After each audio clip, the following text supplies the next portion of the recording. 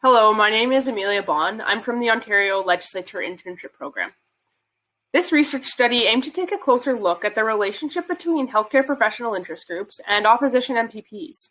I wanted to better understand why these interest groups choose to lobby opposition MPPs and how their lobbying strategies and tactics have changed during the COVID-19 pandemic.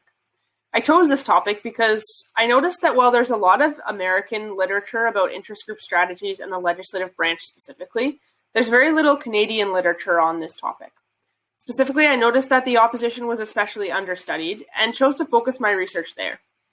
I was interested in healthcare professionals because this is a group that's been heavily impacted by and also held a lot of voice during the COVID-19 pandemic. When I say healthcare professionals, I'm referring specifically to Ontario's 26 regulated healthcare professions.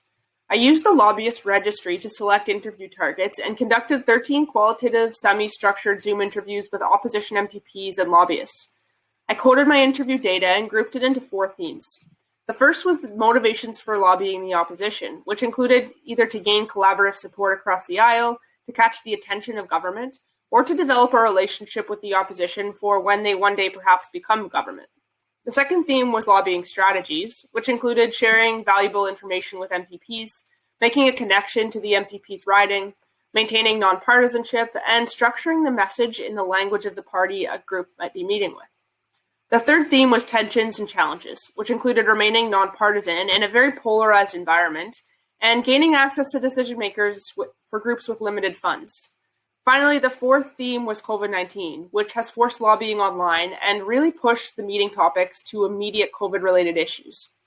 The interviews revealed that lobbyists focus their attention and resources on the government, which does strengthen the executive branch at the expense of the legislature.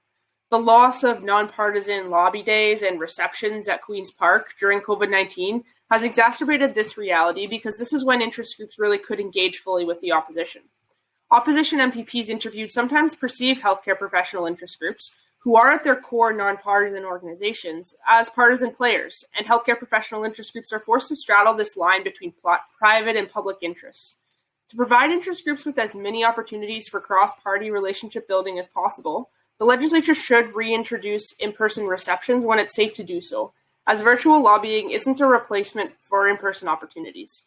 And finally, education for new MPPs, cabinet ministers, and interest groups about the benefits of speaking to all sides of the aisle could create a greater culture of acceptance for interest groups who want to work with both government and opposition MPPs, thus increasing the informational subsidy interest groups provide to the opposition and therefore increasing the strength of the legislative branch. So thanks so much for listening today and take care.